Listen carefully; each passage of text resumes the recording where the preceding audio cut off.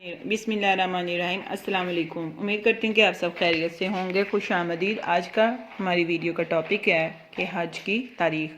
اسلام میں حج کے آغاز کی تاریخ انتہائی قدیم ہے۔ اسلامی روایت کے مطابق اللہ کے حکم سے حضرت ابراہیم علیہ السلام نے اپنی بیوی ہاجرہ اور ان کے بیٹے اسماعیل علیہ السلام کو قدیم مکہ کے صحرا میں خوراک اور پانی کے ساتھ تنہا چھوڑ دیا تھا۔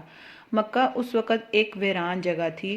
نمبر 1، پانی کی تلاش میں ہاجرہ نے صفا اور مروہ کے 2 پہاڑوں کے درمیان 7 بار دوڑ کر چکر لگایا۔ آخری چکر میں اسماعیل کو زمین پر ایڑی رگڑتے اور اس کے نیچے پانی کا چشمہ نکلتے دیکھا۔ نمبر 3، پانی کی موجودگی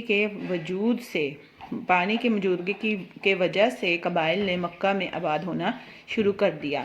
قبیلہ جرہم سب سے پہلے پہنچا۔ بڑے ہو کر اسماعیل نے اس قبیلے میں شادی کی اور ان کے ساتھ رہنا شروع کر دیا۔ نمبر 3، قرآن کے مطابق حضرت ابراہیم اور حضرت اسماعیل علیہ السلام نے مل کر ایک گھر کی بنیاد ڈالی جو اکثر مفسرین کے مطابق کعبہ ہے۔ کعبہ کے مشرقی کونے میں حجر اسود کو رکھنے کے بعد حضرت ابراہیم علیہ السلام کو وحی آئی جس میں اللہ نے ان سے کہا کہ جاؤ اور لوگوں کو حج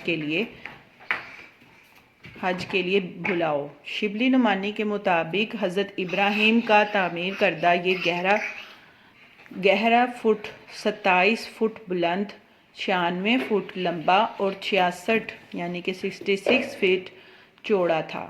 مزید اچھی ویڈیوز دیکھنے کے لیے ہمارے یوٹیوب چینل کو سبسکرائب کر دیں اور بیل نوٹیفیکیشن کو آل پر پریس کر دیں۔ جزاک اللہ الخیر۔